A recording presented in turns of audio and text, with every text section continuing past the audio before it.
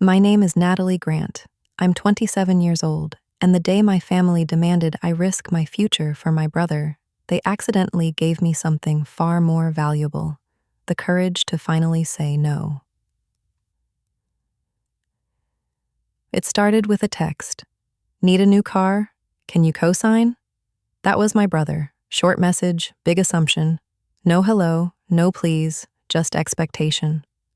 I stared at the screen, then replied with 2 words: keep dreaming. A few minutes later, another message appeared, this time from my father. Refuse, and you're cut off from family events. I read it twice. Then I laughed.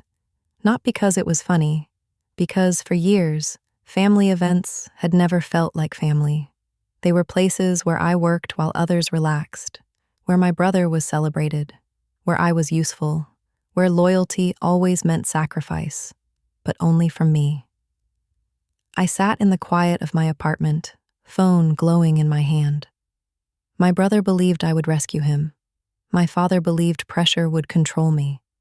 They both believed I would choose fear over self-respect. But they forgot something important. I had changed. Instead of replying, I made a phone call, one they didn't know I had been preparing for.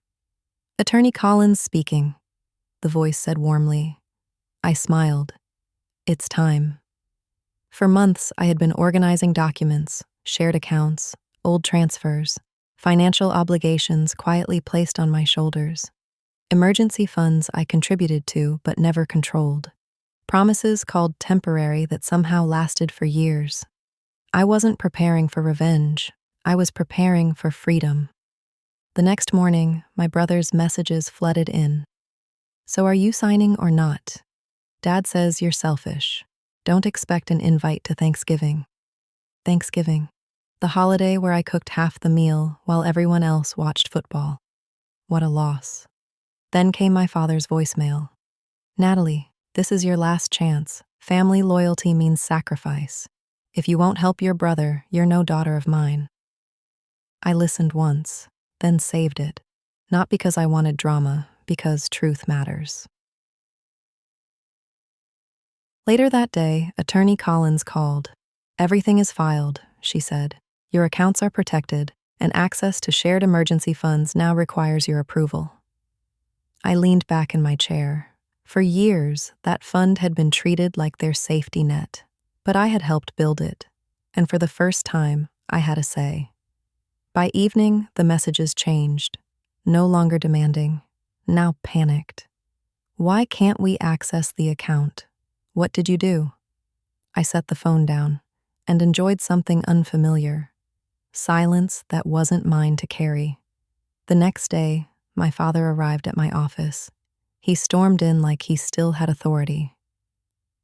"You've embarrassed this family," he said. I closed my laptop calmly. "You mean by refusing to take on debt that isn't mine?" His jaw tightened. "That was your duty."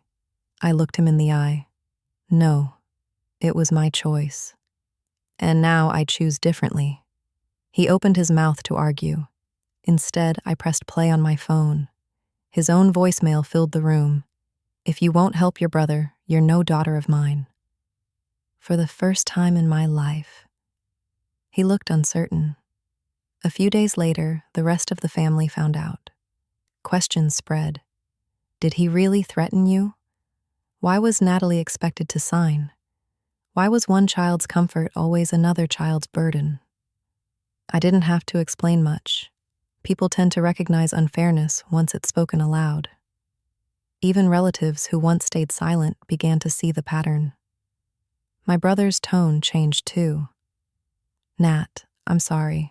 Please help me just this once."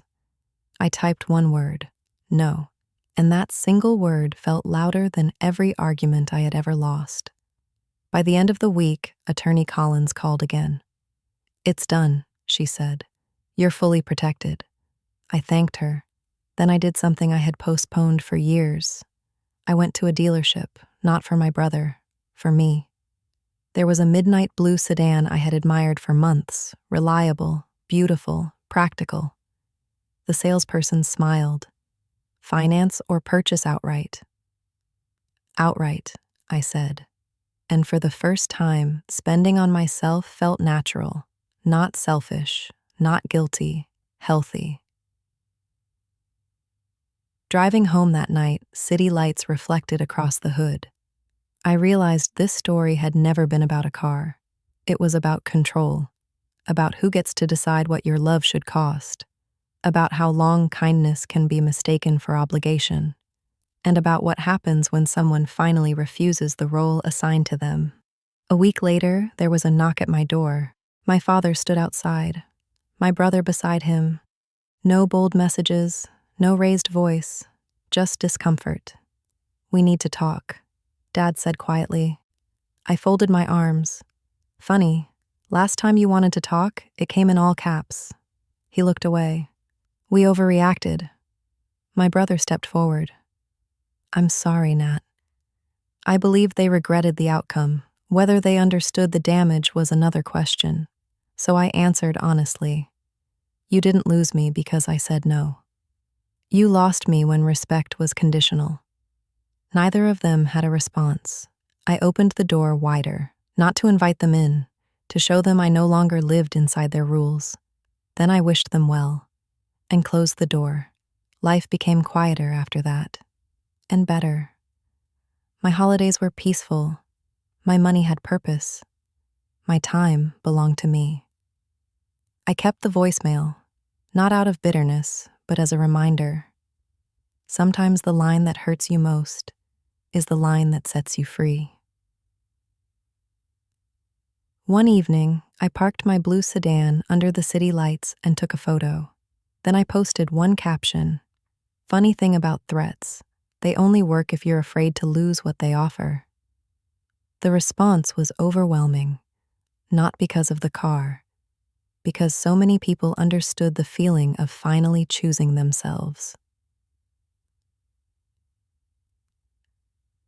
Now I want to ask you, have you ever been pressured to sacrifice your future just to keep the peace? What would you have done in my place? Tell me in the comments. And if you enjoy stories about boundaries, strength, and personal growth, like the video, subscribe, and join us for the next one.